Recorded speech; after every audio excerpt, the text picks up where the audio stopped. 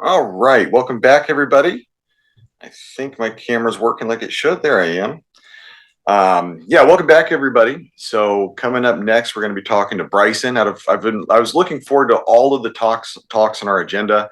I was excited about each one. I'm excited about Bryson's, but I'm also very curious. This is a new format that I have not seen him pursue yet, and I'm pretty excited about seeing how it goes. I've seen Bryson speak several times, so I'm very excited about this. I actually lost to him one time in a cook-off, but someday I'm hoping for a rematch. So Bryson, it was very difficult to condense his bio into this format, but among many other things, he's the founder and the CIO of SCYTHE, the co-founder of the Industrial Control System Security Village, which is a nonprofit type organization that focuses on improving the security of ICS systems, a senior fellow at the National Security Institute, a top 5 in cyber by Business Insider, and the list goes on. Someone worth listening to. So, Bryson, I'm going to turn it over to you. All right. Is my camera going to come up? It should be. Elle, if you can stop sharing your screen there.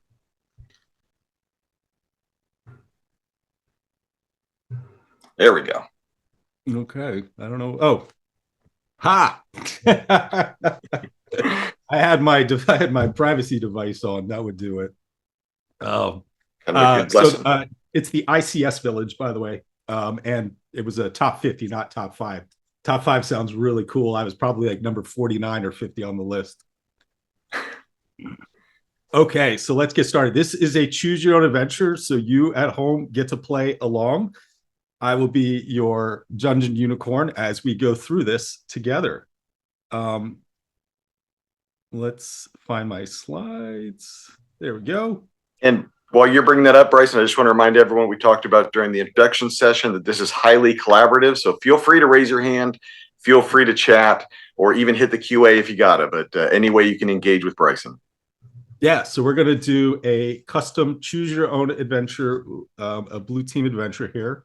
So you already got through that. All right. So, like I said, I'm your dungeon unicorn. This is a scenario with hard coded choices. So, unlike a tabletop exercise, which is free form and a lot of discussion, that doesn't work so well virtually with so many of you at home.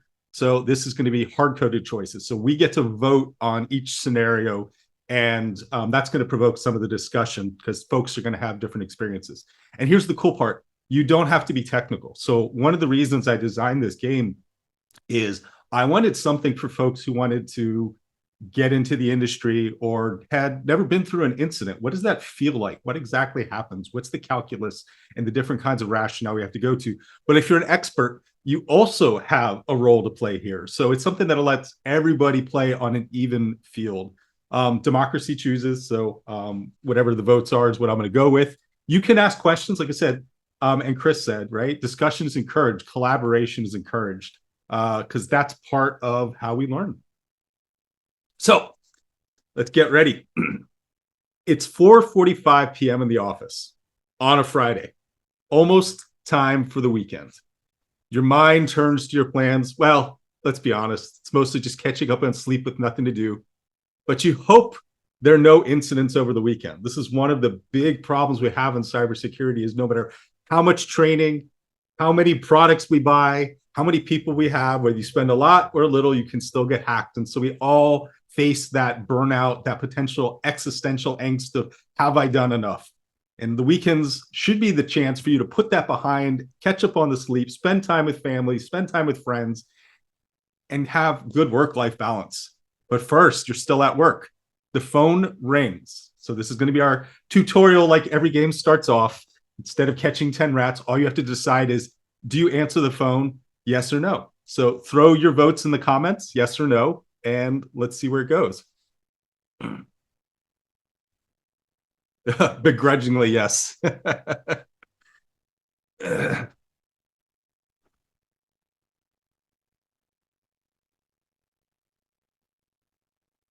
All right. Seems like we have some really good employees here. Everybody's saying yes. More begrudging, but yes. Yes, I'm on the clock still. Okay. Well, I'm gonna take the pattern here. Oh, we got our first contrarian. And so everybody says yes. We're gonna go over and we're gonna click the yes. Hello? A clearly disguised voice speaks. Are you awake? Uh, what? Find anything strange today? Jane from marketing, is that you pranking me again? I'm not gonna fall for that one. Did you pick up your daughter from school today? I don't have kids. Yeah, sorry, I couldn't resist messing with you. Anyway, you've been hacked. Send 10 bitcoins to the following wallet. You know, when I wrote this, 10 bitcoins was worth a lot less. So these days, that's probably a bit excessive. Click. Your coworker Ted is looking at you. Your face must have given away that the call wasn't good. Good, it's one of my stalkers. Oh, very funny. This call could have been a text. Yeah, but then I wouldn't have gotten to play the voice. All right, so now it begins. It's unlisted number. Your mind begins to race. As the current on-site lead for the company's incident management process, the next step is up to you. And while you've done a tabletop in the past year, you never did quite get around to documenting the process, because more important things. Sure would be convenient to have that available now. Ted stares at you waiting. So you can see we have a plethora of choice here. I will note for the audience, this part is you can get away with lots of choices here at this stage. So there's no penalties for picking things. So you can be creative here. What do you want to do? Or we can talk about it. Logs, Ted, check endpoints. I'm looking at a sim while calling the CISO. So we can only do one thing at a time.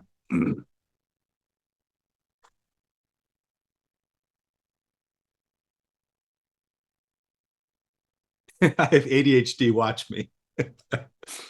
Run into the network closet and pull the cables. Quarantining will be an option later. For our non-tech attendees, feel free to ask questions. Yes, thank you, Chris. Again, if this is meant to be all new, like if you don't know what a red team is, let's talk about that. CISO advisory and detail plans, management, then logs, then lawyers. So when you say management, who do you mean? We have two, well, count the lawyers potentially. General counsel could be it too. So you have two C-suites. Okay, so you're saying you mean the CISO. Okay, so we have a couple for the CISO, a few for the CISO.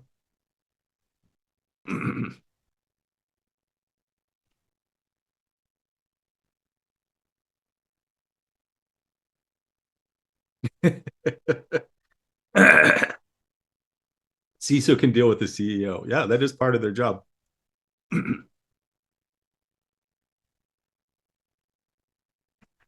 Good comment or question here. What nonprofit advocate group has a red team? I didn't say that this was a nonprofit advocate group, but for that matter, a CISO. So this is a great point because we hear CISO and red team thrown a lot around in this industry, and it turns out that really is kind of the haves. The top percentage of companies can afford to have those kinds of positions.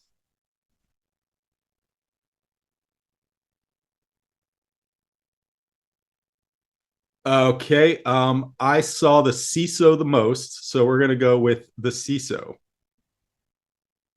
You get Andy on the phone because he never checks his email. Hey boss, how's the vacation in Bandon Dunes? He's golfing in Oregon. Being a veteran pro, he knows you're not calling him on a Friday afternoon to ask about his vacation. It's great. Now get to the point. What's going on? So let me get this straight. You got a suspicious call. You don't have any real data yet to confirm anything, and you decided to call me on vacation. You stammer, I hadn't thought of it that way. I guess so. Look, you're the incident handler. Get the data that could prove one way or the other what the heck is going on. Remind me to call Grim when I get back so we can get some proper incident response training, and let's make sure it's documented this time. If there's something we need to do that might affect the business, call me back ASAP. Otherwise, you tell me what to tell senior management, goes back to the folks who mentioned about the CISO managing the CEO, and resolve this overall out of a job. So you bothered your CISO on vacation, and you don't have any data. Again, all we have at this moment is a call. So what do you want to do now? Probably should get some information.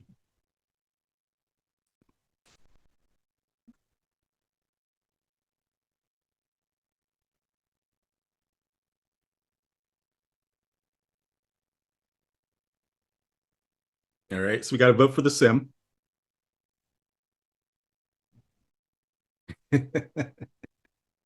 SIM or endpoint logs. You got to pick one. Can't be or. All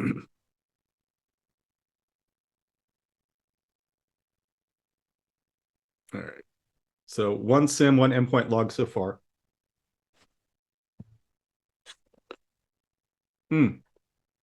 Great question. So the difference between a SIM and endpoint logs is a SIM is a centralized database where technically you're hoping all the host and network information that's happening in your enterprise is all collated there. So your security operations center or managed security service provider, they're able to look at that data and determine if something anomalous is happening.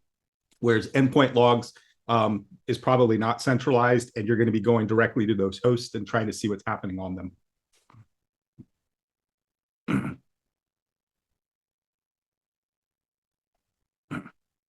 Okay, some more votes for the SIM. And great, that's great. Please, this is part of this, is asking these kinds of questions, because I really wanted to pull back the curtain on the Wizard of Oz of enterprise security.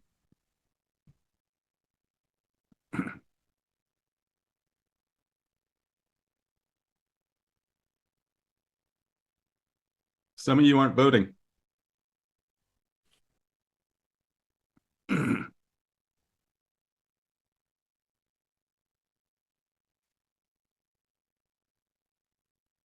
All right.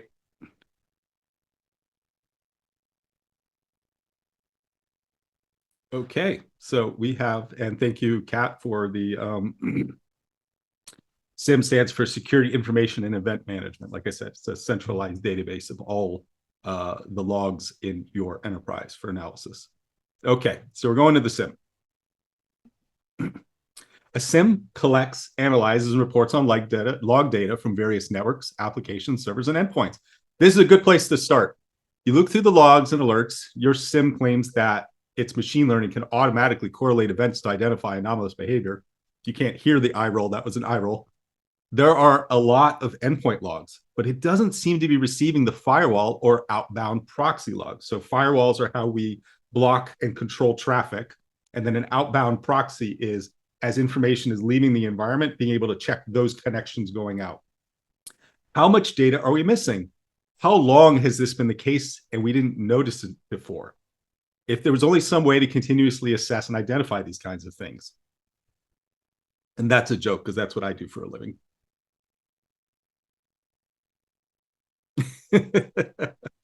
All right, so we're missing data. What do we want to do?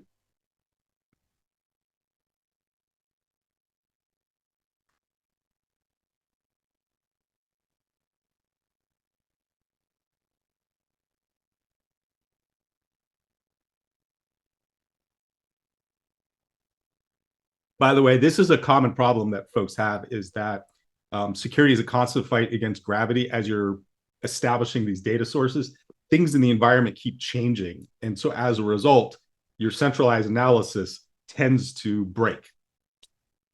Okay, so we have some votes for the endpoint logs to collect more data, because that, of course, would be one of the places that our SIM would be pulling from.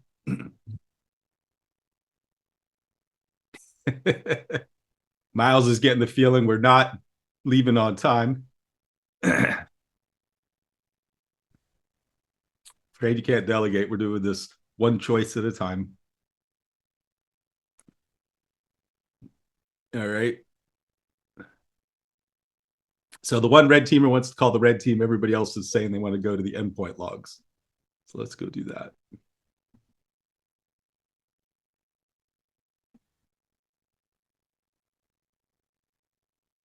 The Unicorn Company Incorporated is a large multinational company, which is why they have a CISO and a red team. That's a lot of endpoints to look through. You're not quite sure what you're looking for.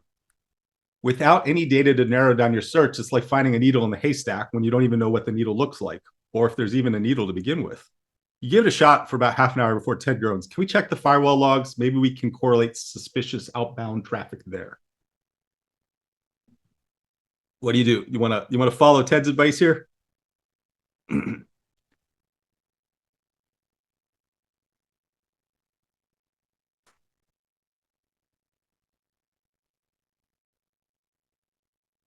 Yeah, Kat, you're on point on this with your discussion. All right.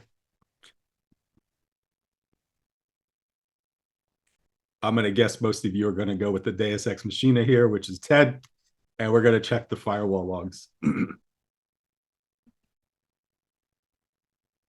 You check the firewall logs, and sure enough, there are a few suspicious outbound connections, and several computers are beaconing out to them. Let's check which machines. There are 8 machines that reached out and pulled a page from pastebin.com, which is not normal behavior. Come to think of it, why is pastebin.com on the allow list to begin with? So one, Pastebin is a common internet hosting site that ransomware gangs use for putting notes and different things to be able to pull down because it looks semi-legitimate. But oftentimes, your business probably is not going to be using it. You'd probably be using Dropbox or Microsoft or Google Drive.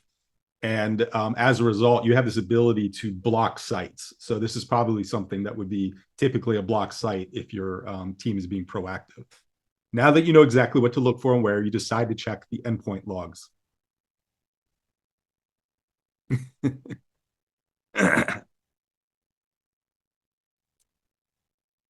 Sure enough, now that we correlated suspicious outbound traffic back to the computers inside the enterprise that were beaconing out, once we knew what we were looking for, the log query immediately returned exactly what was going on. You review the endpoint logs and see new files being created and encryption of key local files on 8 machines. Then a new file is pulled from Pastebin. The activity is coming from an executable named More Bacon. More Bacon is also trying to establish SMB connections. So SMB is a Microsoft protocol that its computers on Windows use to be able to share information between themselves with other IP addresses on the subnet. A classic example of lateral movement. So lateral movement is, of course, what makes ransomware so powerful. If I lock one of your computers, that's a bad day for an employee. But if I can lock lots of computers, now I have your company's attention. Now I'm doing a denial of service to your overall company, and it's more likely that you will pay me and take me seriously. And this is documented in T1570 MITRE ATT&CK. So MITRE ATT&CK is a matrix of cataloged attack procedures. So the different behaviors that threats are using. It's something you can Google. In this case, the ransomware is using SMB to file copy itself. So far, it appears that it has only managed to infect the 8 machines you've identified so far. So we've got proof of some level of ransomware. We've seen how it's beaconed out. We've found the executable that's doing it. And we have 8 machines that are impacted. What do we want to do?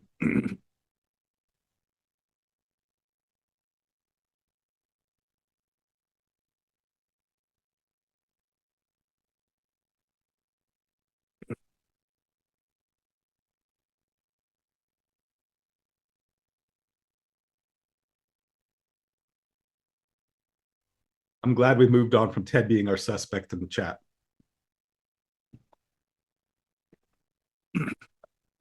Okay, so we have locked down the 8 machines since we know it's spreading, but there is a risk of not knowing what other machines may be sleeping. So this is one of the challenges when we have a malware outbreak, is being able to contain it. It means you need to actually be able to contain it. Because if you leave one, particularly since we know that its MO is to spread, it's going to respread and can potentially reinfect the machines that we're trying to, that we just fixed.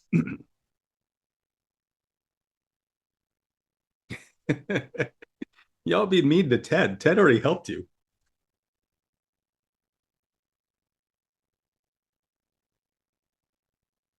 Thank you, Andrew. Yeah, Ted did remember the firewall. Ted is, by the way, on your team. Okay, you're not being betrayed from within.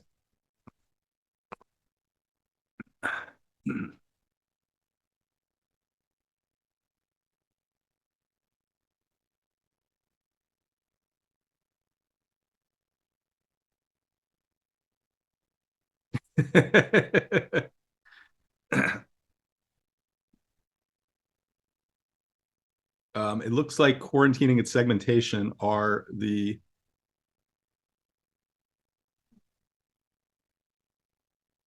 choice here. You've identified that the ransomware is trying to infect other computers through SMB, so you decide that quarantining the infection would be the next step. Doesn't help to fix some computers if the malware is still spreading and could possibly even reinfect machines as you fix them. 10, let's segment the 8 computers that are infected and quarantine them for the rest of the network. That's a good idea, but do we know the impact to the business if we do that? And so this is an interesting point that we can debate with the experts, because in different locations, you're going to have different cultures and different kinds of authorization that are allowed.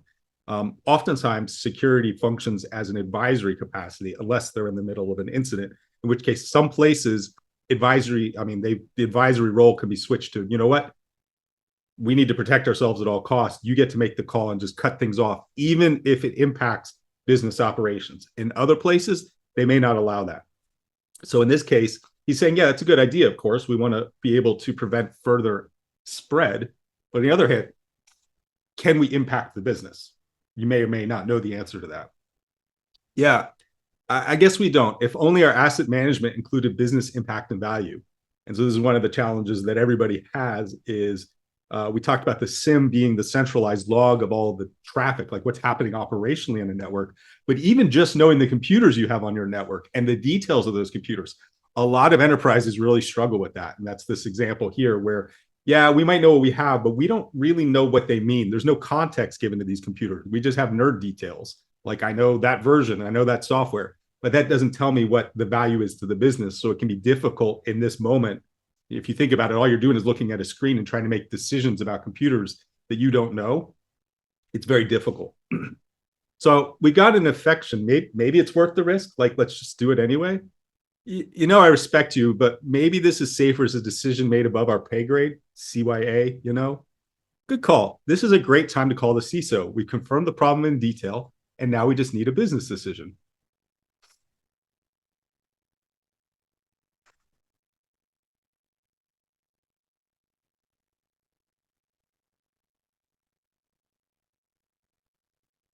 I am going to note, Kat, the right lawyers inside a company should be able to speak DFIR. So for those of you who don't know, DFIR is forensics and incident response.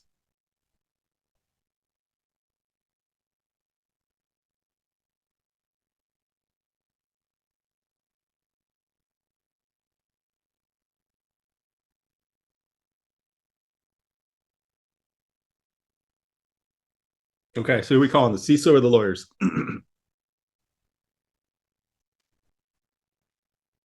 Because we can only make one decision and one call at a time. Since when has a company reliably had the lawyer who does understand computer speak answer the phone on a Friday afternoon? I can promise you that Kendra Lawyerton, who is your lawyer here, does speak this language. So again, it's a game. So you do get somebody who's competent in this example.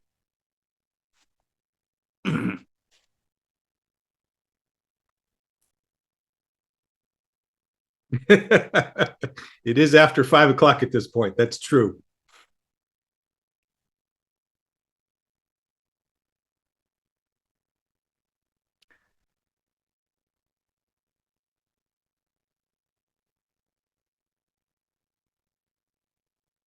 All right. It looks like CISO is our primary.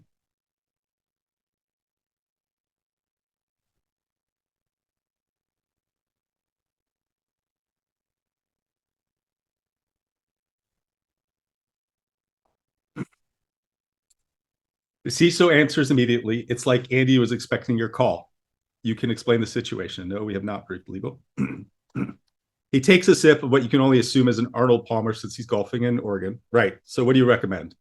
I'd like to segment the currently infected computers to contain the malware. Let's see. You can practically hear him thinking. That's Nick's department. Stand by. He's back on the phone with you. You can take them offline. Nick says it'll have no impact, especially if we get them back online by Monday morning. We can get them done within the hour. You can hear Andy smile. That's great. If it works out that way, take the team out on me. Wilco, boss.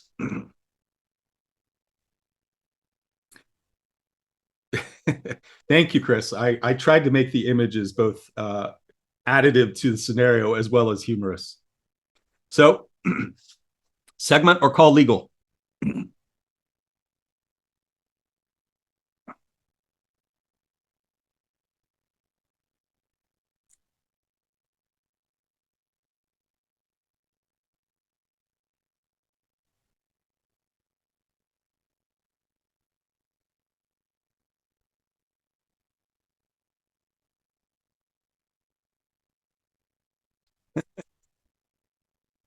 Everybody's already started to think about the after party in the chat here. I see that.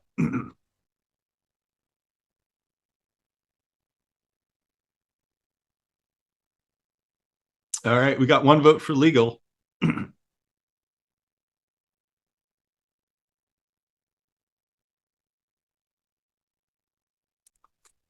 Can you expound on why, Shannon, on why you're voting for legal?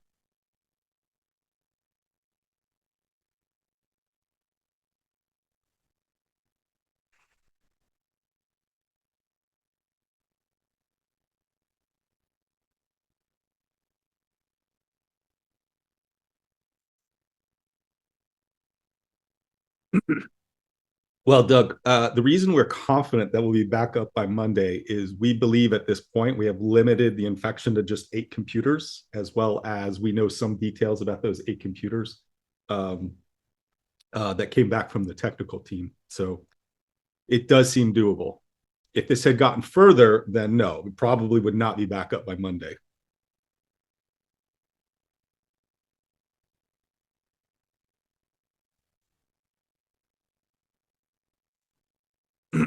Okay, so Shannon is noting that she picked lawyers because CYA always. Cat notes, oh, and someone's making notes on what we're seeing so we can write the incident report later, right? Or is that what Ted's doing? Ted will help with the incident report. Yes, you have someone who's documenting all this for you. Ted does not only bring bacon. All right. Does anyone want to change their vote based on Shannon noting legal for CYA? Otherwise, the segments have it.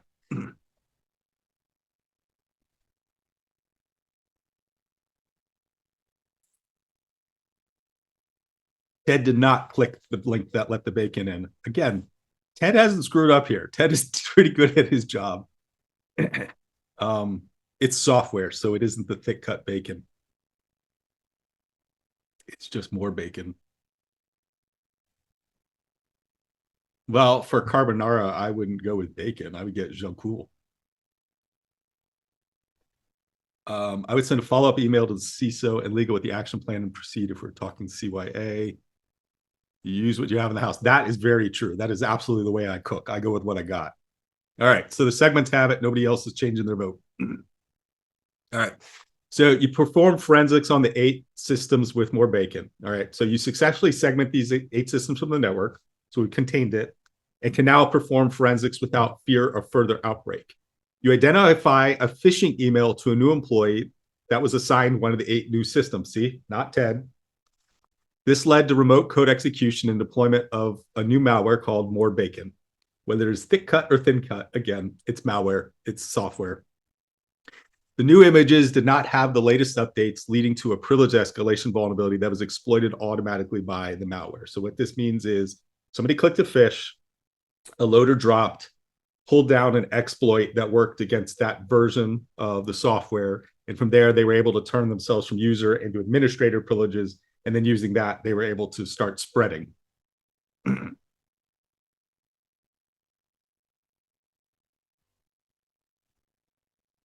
With the privileges, credentials were dumped and lateral movement attempted with the local admin password.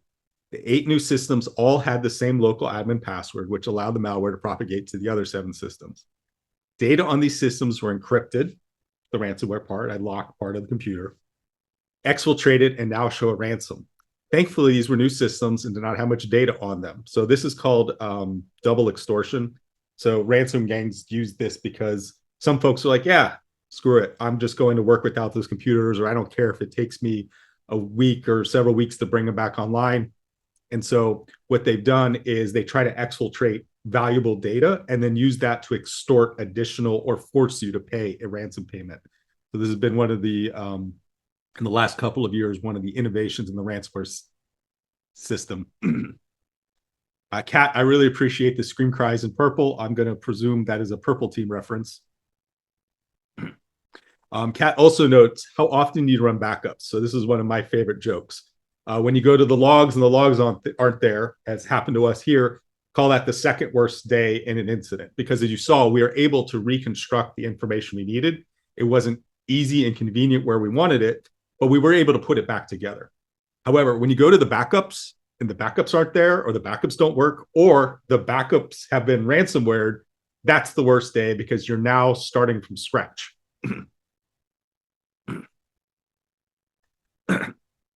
So thankfully, these were new systems. They didn't have much data, so the extortion isn't going to work. You easily rebuild them since you just have to reformat with the golden image. Within the hour, the team is done and there is no further malicious activity. You all know how to make the tough decisions. And now the next order of business is employee morale. The CISO said he's treating us to margaritas at Guava Bees. Shannon, you got your wish. On to unlimited free chips, salsa, flair as far as the eye can see, and the Ultra Grande Super Classico Margarita trademark to celebrate your win and close out another successful week at the Unicorn Company. However, you did forget to notify the lawyers. Without the proper forensics to support a court case, your company won't be able to do much more on this. You probably will see this threat again. So what I was going for here was just there's a right time and a right place to bring in the legal department. In some areas, again, this is going to go back to part of where it's a game, because a lot of incident responders will be trained in proper DFIR legal procedures, which means that you'll be able to legally build a chain of custody that would be able to be admitted into evidence. Most folks would not, probably the culture is they wouldn't care because it's more important to focus on getting operations back up. So it's just a small point there to note.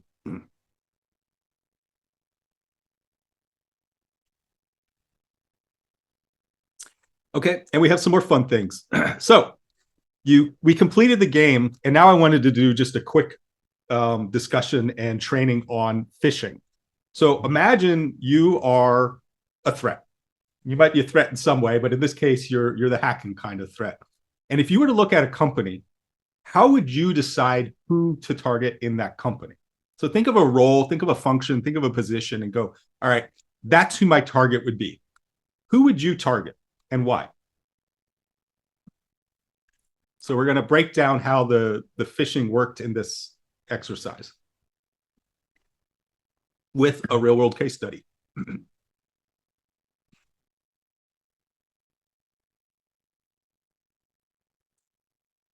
Kat, your goal is to get access. Yes, low hanging fruit. So what is our low hanging fruit and why? So our goal here is initial access. How do I breach the enterprise? How do I get in to start? Because once I'm in, things get a lot easier. I target a new employee with high access. So this is actually an area where we're seeing artificial intelligence being used by threats.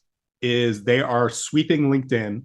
They are looking for folks who announce their new job, and then they are building targeted spearfish to them that look like they're coming from HR. And there's a psychology here because new employees don't want to cause waves, right? I'm a part of the team. I joined here. Look, I'm like everybody else. And as a result, they're scared to raise their hand and say, hey, I think this isn't right. Instead, they want to be helpful. So that is a vulnerable psychology that's there.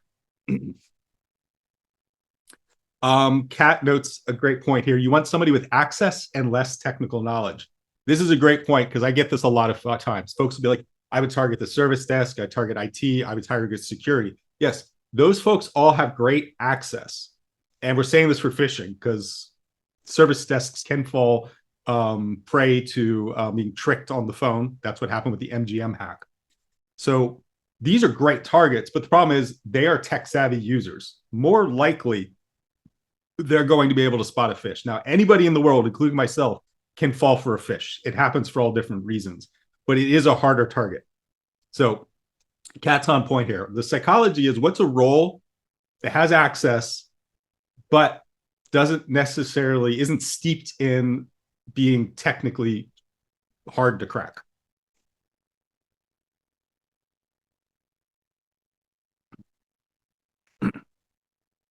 An intern would also be a good target. Heather. So Heather lists a lot here. Assistants to C-levels, accounting, HR, sysadmins, as we said, are going to be hard to crack. What do you mean by HR, Heather? Miles goes even further. I'm going for an admin assistant or similar. They answer a lot of emails and they have the access to higher ups, right? So this is where we have the advantage of access by proxy, right? An admin assistant themselves doesn't have much power, but they're right next to somebody who does have a lot of power. In addition, admins also have to interact with people they don't know because they're doing it on behalf of somebody else.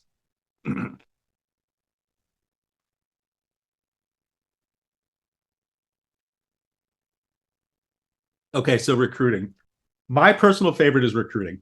And I like to do this particularly to also help the security folks understand how we can be a part of a solution and not just a culture of no.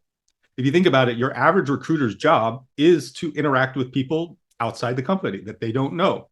In a lot of places, they don't have a proper HRMS or recruiting system to be able to pull in things in plain text. So these recruiters are literally opening up PDFs from unknown people to look at resumes.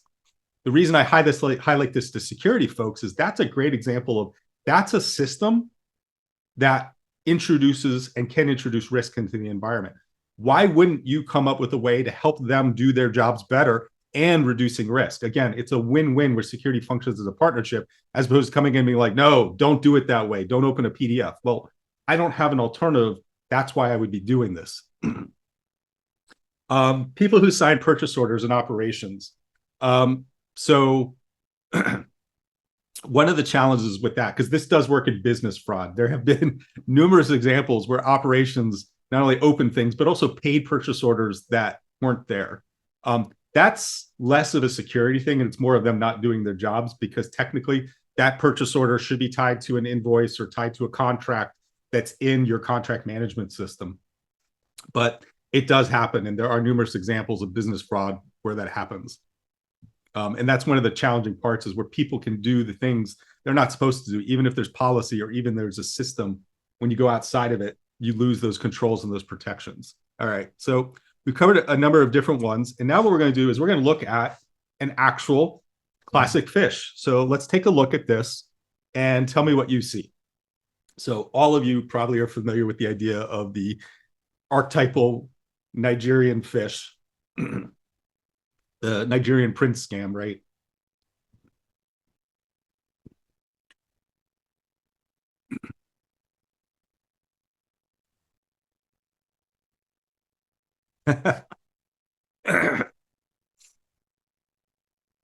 So Chris jumps first. Dear beloved friend, done, fish, right? Right off the bat. Chris, how did you know right off the bat that was a fish just from those first three words?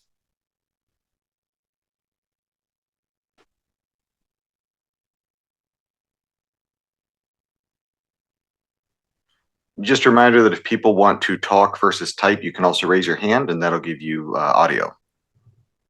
Chris, do you are you able to select them for audio? I can if he is, if he raises his hand, I can. Okay. Some people like to type.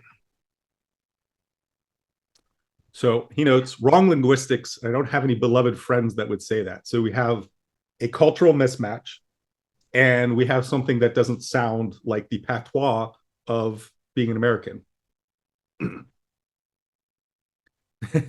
Nice to know you. It is now. Okay. So what other clues? What else do we see in this email? We didn't get past the greeting or the subject line.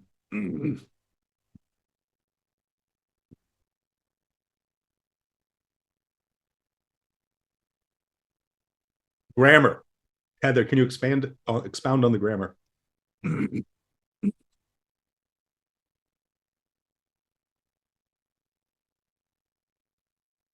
So we note some examples of the grammar here. The message is surprised. Definitely ESL, so English is a second language here. So this sounds like this is written like it's not a native English speaker.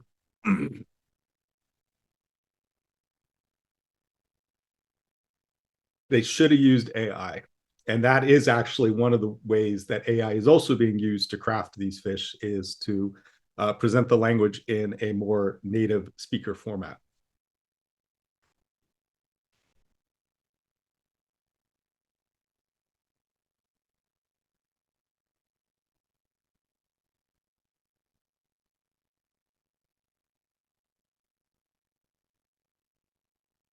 email mismatch with the name.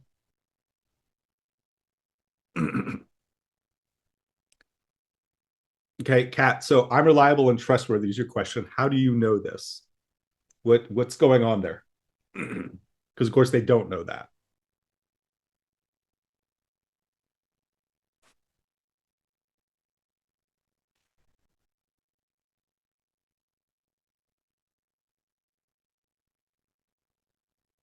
Vibes are off.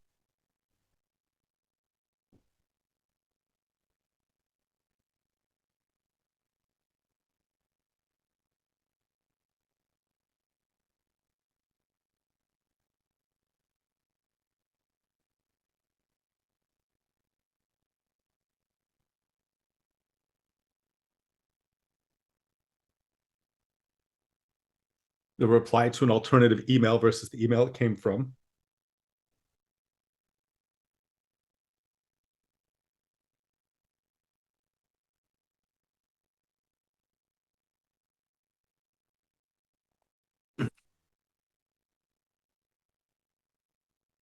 It's suspicious scheme here, a pass through and take 20% of the cash.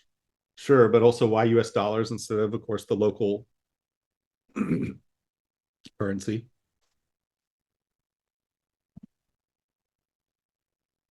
Yep, we've noted that the email address and the names don't match.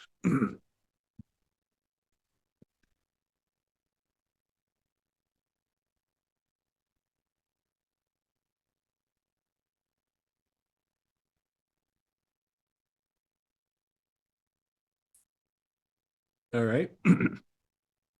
So this is the psychology that's going on here. So phishing works because it's tying into the human. So what we see here, the psychology that's at play, is we see an emotional appeal, emotional flattery, right? You're reliable and trustworthy, as somebody noted. Like, how do you know that? They don't, of course, but that doesn't mean you can't possibly feel that up to that potential. But, you know, nobody does anything just for pure altruism, even if you're money laundering, as this supposedly looks like, when really they just want access to your bank account. So we need a lure. We need something to draw you in. Yeah, you're wonderful. You're great. You're trustworthy. You're reliable. You're handsome. You're smart. Great. Love it. I love it. I'm eating it all up, right? Because who doesn't like the appeal and the flattery? But the lure is what's like, oh, but there's something in this for me. And it's not all of it. It's just some of it because I'm helping somebody because I'm so good. And then the sense of urgency. I want you to act quickly. I don't want you to sit and think about this. If you think about it, you'll rationalize your way out of it. If you think about it, you might mention it to somebody else. And the longer that goes, the less likely it is that you will be complicit in my scheme. But let's take this even a step further. As many of you noted, the patois, the grammar, and other parts of this are all keys that this is somebody who is not a native English speaker. Well, what if I told you the author of this email speaks English most likely better than you do? They were brought up studying the King's English, and they are, as a lot of foreigners are, even better at understanding our own cases and all the different grammar nuances of English than we are.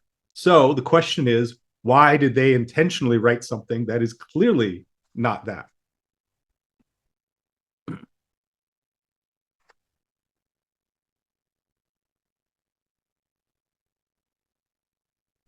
To sound vulnerable. I will note that the email was written in 2014. So whoever was talking about the Civil War 10 years ago, it was meant more recent. I can raise my own hand, so I'll come off mute. Okay. I agree with Dim. I think that in a lot of cases, they're looking for people that will fall for the obvious signs because they might be a little more vulnerable and a little more gullible. Bingo. So all of you, one, were cued that this was a fish beforehand. But more importantly, most of you have had enough exposure and are like, I've seen this. I've seen this movie before. I know what it is. And so think about it back from the Fisher's perspective, right? I don't want you clicking on my email. You're going to waste my time. I want somebody that is vulnerable for different reasons, right? Could be vulnerable from intelligence. One of the areas that I like to highlight is this is a real problem with older folks. We see a lot of these romance scams that work against older folks because they're just lonely. They are psychologically vulnerable. And even when they know they're getting fleeced, they don't care because they're just so grateful to have any attention at all. So there's different kinds of vulnerability, but this is the purpose behind this email. Is it is so obviously a bad thing that the only people who would fall for it are vulnerable enough to be complicit, which means most likely that's somebody who'd be willing to give me a social security number, a bank account, private information, financial information within an email or a few email exchanges. It's marketing. This is SEO marketing. I want only the vulnerable to click. You're telling me you're vulnerable, because we've all seen this on Twitter where so one of us gets a fish and we draw out the conversation with the hacker, the fisher, trying to get them to, just waste their time. So the idea here is I am marketing for somebody who won't waste my time. I am marketing for the mark. Who's going to be vulnerable and who's going to allow me to do what I want to do. So it's intentionally written that way.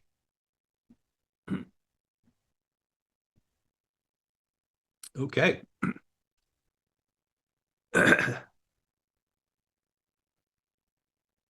Somebody notices this, that they have a side gig in art. On social media, the new equivalent of this is a crypto scam that flatters our art, claims to want to buy it as an NFT, and asks us to pay the processing fee to convert the crypto. Yep, there's the flattery and the appeal. The lure, of course, is your exposure. I'm guessing probably a cut as well, when the reality is that it sounds more like a scheme. Thank you for sharing that.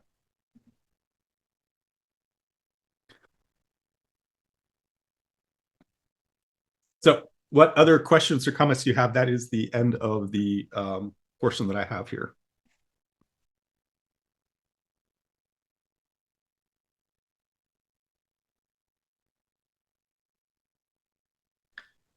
So I will open up I'll kick things off with the question.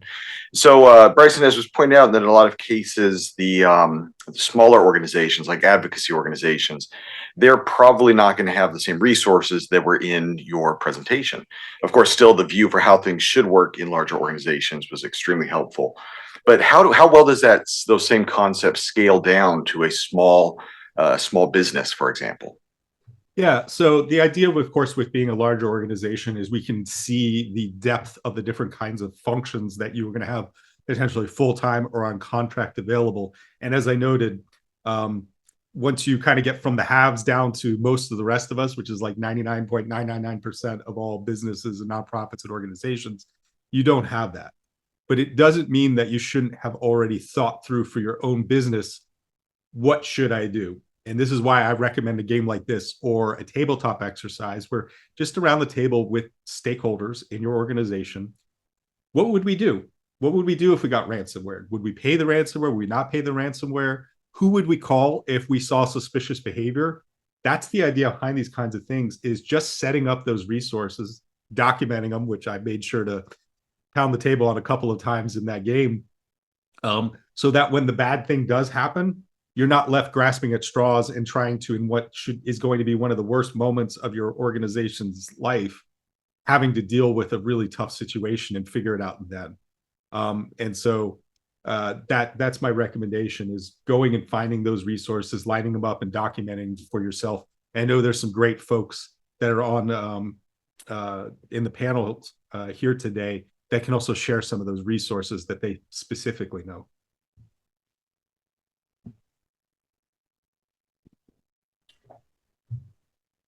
Okay, I'll go back to showing my smiling face here as well. A couple more minutes left with Bryson here, so make sure to put any questions. There's one.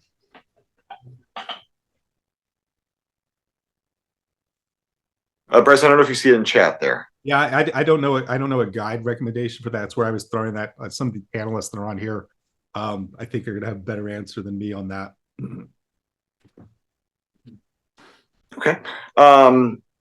And actually, I think that's a topic that Alyssa will be talking about next. That's actually a pretty good lead into that. Yeah, I figured somebody was presenting on it. That's what I was kind of gently sort of getting at. Is like, I think that's on the menu. It is, fortunately. I see Heather has a raised hand, so let me go ahead and take her.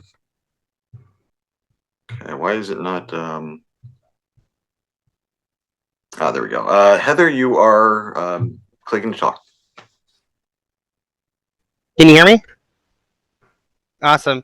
Yeah, just a quick note. So I'm actually involved with writing spearfish campaigns for my company, which obviously is a whole different level. But, you know, one thing for the audience is just keep in mind that don't blindly rely on things like SPF, DMARC, and DKIM. A lot of organizations, since it's decentralized, don't do well with that. And so I've been able to impersonate financial organizations very easily and bypass spam filters without an issue. Yeah, absolutely. I mean, the wisdom I give to everybody is breaches are inevitable, right? This is why when we do risk assessments, we recommend starting with an assumed breach, which allows you to focus on I can't always stop what gets in, but at least I can catch what's next for large enterprises. But your point is spot on. There is no perfect defense. There is nothing that can absolutely build the highest wall to keep an attacker, a determined adversary out. Yeah, for sure. Bryce, you said something very interesting, and I don't see anything else popped up. You talked about the concerns of having of ransomware, which of course is when your files are encrypted or you're somehow locked out of your system and threatened that will stay that way unless you pay a ransom, unless you pay funds. You mentioned something interesting about your backups being infected as well. Can you talk a little bit more about how to prevent that? So, one, have backups, right? Someone was asking earlier, what can you do? You should have backups. And this is the part that nobody ever wants to do is you need to test your backups. Like I said, going to the backups when you need them and they don't work, it's worst moment you can have. So even if they didn't affect anything, just making sure that functionally all of that's working properly. And then this is where you have to get to more sophisticated backup strategies. So this comes down to your own threat modeling. Is this something I'm worrying about? Like I said, ransomware gangs know that you back up your things. And they know if you can restore your backups, you're not going to pay the ransomware. So a lot of them have built that ability where if I'm moving laterally, I'm also scanning and looking for where your backups are, and I'm trying to target those. So the idea, of course, is that your backups are not affected that way. So there's a technology called immutable backups, which means you can't destroy them. The problem then being is that what they try to do is they try to get inside your backup. So even if they don't destroy it, they can reinfect as you back up. So they're a part of your backup now. So immutables don't necessarily solve that, but it does prevent you from losing all of your information from the backup. This gets back into disaster recovery and business continuity planning. A lot of folks keep hard backups. So this is where you have the old tape drives and making sure that those are somewhere off site in a safe distance. So this allows you to not only solve for the cybersecurity challenge of a disruption, but in the event of something like a hurricane or a tornado or an earthquake, then your business is able to be restored from that. And as Kat is noting, and as I've been saying many times, you need to verify your backups. It's annoying. It's like doing your taxes. It's like spring cleaning. It's not fun. It takes longer than you think it does, which is also an important metric. How long does it take to restore? And for those who do work in complex enterprises, the most common area that I see that they don't realize is because you don't just back everything up at once. There's in big complicated places, there's an order to them. And most folks don't account for the processing and bandwidth for the backups. And so some things take more and longer than you might think, and it doesn't go smoothly. For sure. Bryson, I know you said you had a hard stop at a certain point, so I don't want to keep you any longer. Yep. If anyone has any more questions for Bryson or any other presenter, there is that email address, questions@protectcon.org. As always, Bryson, really appreciate your time, and we all enjoyed your presentation. Thank you. All right, thank you. Anytime, always happy to help y'all. Thank you. Okay.